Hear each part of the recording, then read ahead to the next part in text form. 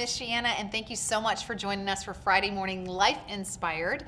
If you are just tuning in for the first time, this is a place where we have a guest on the couch that's going to talk about their life before a ... turning point moment when and then God stepped in and did something, and so now they're walking an inspired life. We want to let you know that you can watch it live on Facebook, you can watch it live on YouTube. If you do have a YouTube, if you like to watch YouTube a lot, we'd love for you to subscribe to our YouTube channel. That would be great and help us out and get this more promoted.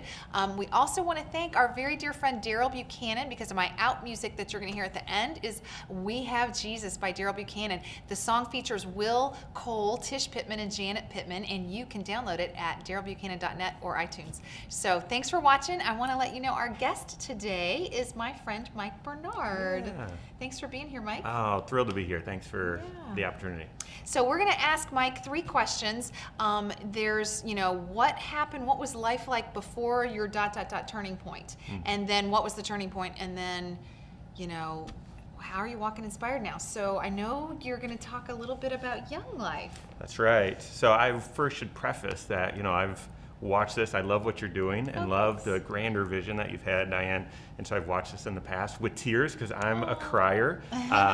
But my story is really not this moving, touching, but it might touch you. It might speak to you in some way. So life before ...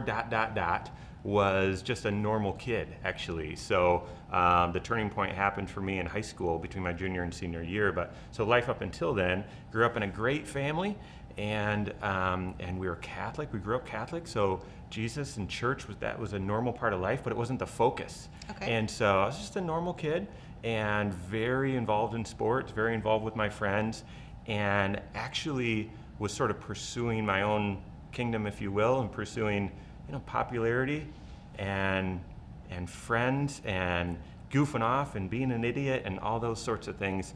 And but what I reflecting back on it, I was actually looking for my identity in each of those things. So sort of my identity was found in my peer group and in the people that I was friends with. My identity actually for a long time was I'm a hockey player, and Go St. Louis. Sorry.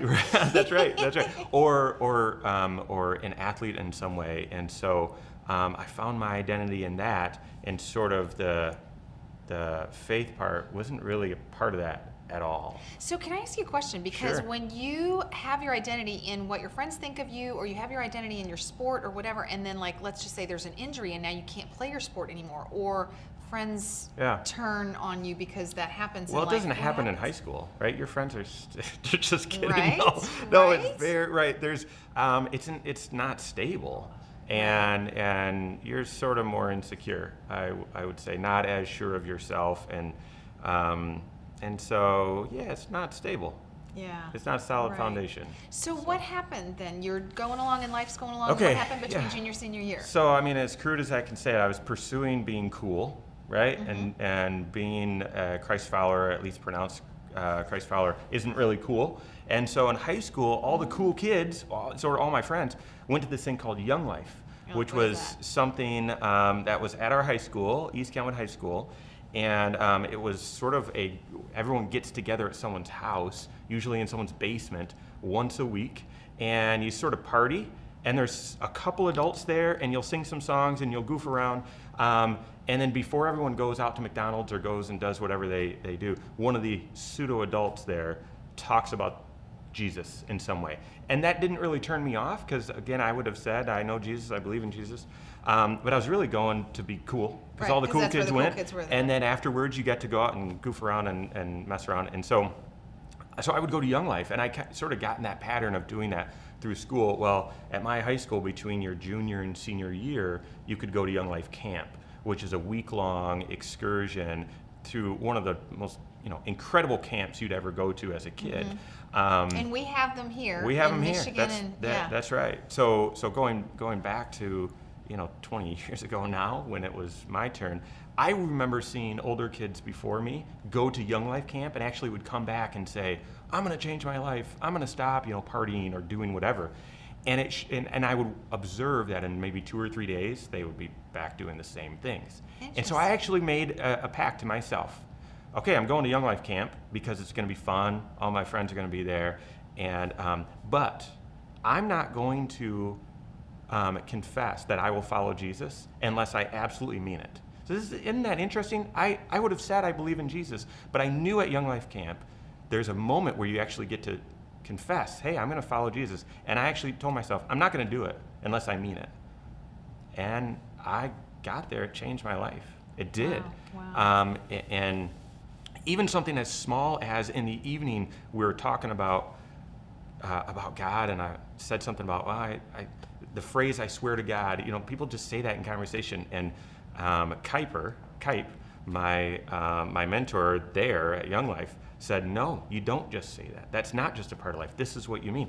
And is that why your son's named Kipe? that's why I have a son named Kuiper, after That's so Kipe, cool. who was my camp leader there. And so anyway, while I was there, I started reading the Bible for the first time. It was June 17, 1998. I've got that Bible. I wrote in it. That was the day I started reading the Bible.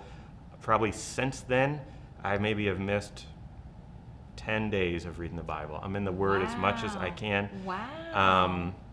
Why? Tell me why. Why do you read the Bible so much? Well, because this pursuit of cool that happened in high school, my flesh is still sort of pursuing that. I'm still pursuing, right? I mean, depending on where you're at in your story as you're listening to this, you might say, well, once I believe, it's all figured out. No, it's not. Actually, your flesh is still fighting, and so I just need to be in the Word so that I can continue to know what the plumb line is, what truth is, right? So I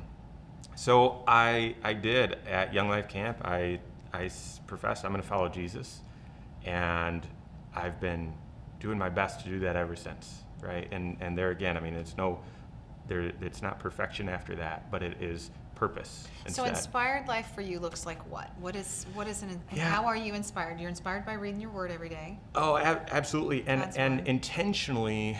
So I heard an individual named Tim Ferriss. I don't know where he stands with Christianity and faith, but an individual named Tim Ferriss say, "Hey, you're the average of the 5 people you spend the most time with." I've heard you say that. And so from that point in time, all of my friends, I still love them. They're like brothers to me. But back in high school, it's like, yeah, I don't know. There aren't a lot of them that are kind of living their life towards Jesus. And so I didn't abandon them or walk away with them. Some people have that story. But I started finding influences and drawing close to me people who I wanted to be like, who I wanted, I saw their walk with Jesus, and that influenced me. I wanted that influence. So Kevin Corhorn and Josh Gregory, that means shortly thereafter, that's when I met Kevin and Josh, and I uprooted myself and moved down here to work with them at Corhorn Financial Group, because I want to have people like that influencing me.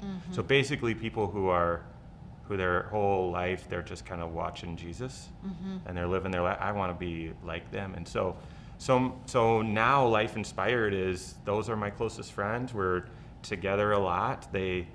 They sharpen me a lot. I'm in the Word. We're daily praying for friends, family. I get in my job, I serve people, and so praying for them, praying over them. That's kind of awesome. Life Inspired for me. Very cool. So I always want to tell our viewers that, if they have questions and they want to, meet you over coffee, that I know you would do that, and you would, meet with them. So maybe we are looking for people that can help the ministry of Young Life, because my dear friend Karen, yours and my dear friend Karen, was on the couch and talked about Young Life. So it does change lives. It changed yours. Absolutely.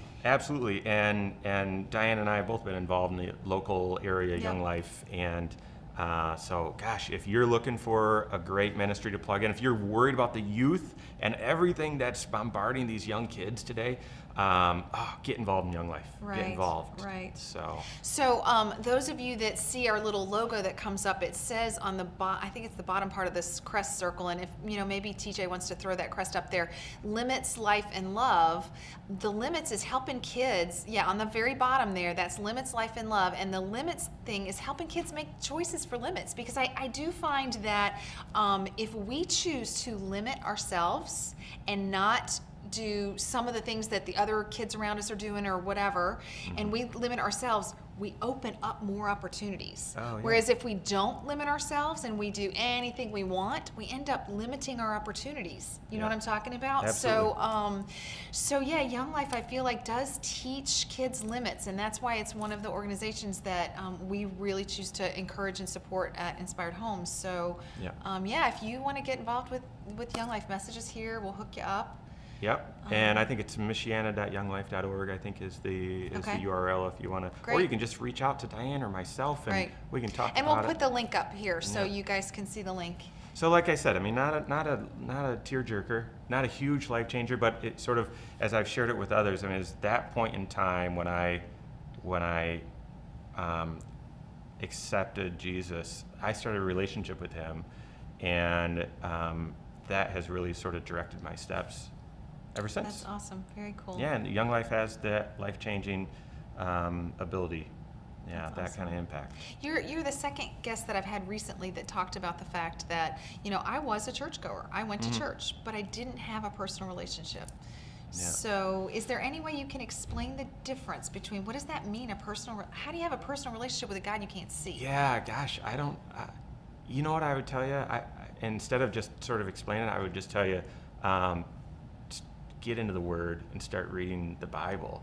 I mean, up until that point, I love the Catholic Church, and there's they do great work. A lot of people find Christ through there. And so I'm assuming that just sort of prepared the soil, but it was everything that I knew about God and Jesus was always sort of secondhand, as heard from someone else. But it wasn't until I got in and started reading, okay, this is what Jesus said. Right. When you combine the Word with prayer, right, and then maybe with someone else who you can talk to about this stuff, I mean, you start seeing that, no, there's a relationship component. And then through prayer, you just start talking to God. Right. Right. And so, I don't know if that helps. No, that totally helps a lot. And I often talk about the fingerprint, the retinal scan, and I guess now Facebook and stuff, or maybe it's your iPhones doing the facial recognition, whatever. We're all so unique. Yeah. And so is the way we connect with God. Yeah. It's got to be how you connect with God, whatever that looks like for you. So awesome. Well, thanks for being with us today. I my pleasure. appreciate you coming to sit on the couch. If you guys do want to hook up with Mike and have some coffee, he'd do that. If you want to volunteer for Young Life, let us know that. If you know someone else that should sit on the red couch and talk about how and why they're following Christ and what their turning point story was, we would love to share that as well. So let us know. And you guys have a great weekend. Thanks for watching. Yes, we have Jesus.